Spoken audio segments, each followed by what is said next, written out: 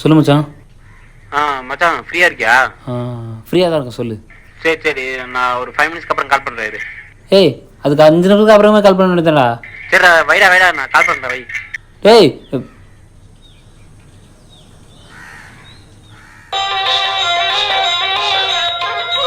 மண்ணானாலும் திருச்செந்தூரில் பா ஃபோன் அடிக்குதுப்பா, எடுத்து பேசுங்க. மரமானாலும் பழமுதிர்ச்சோலை மரமாவே.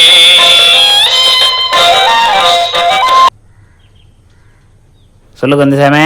ஹலோ முருகேஷா, பிஸியாக இருக்க போல. கொஞ்சம் வேலையாக இருந்தேன்.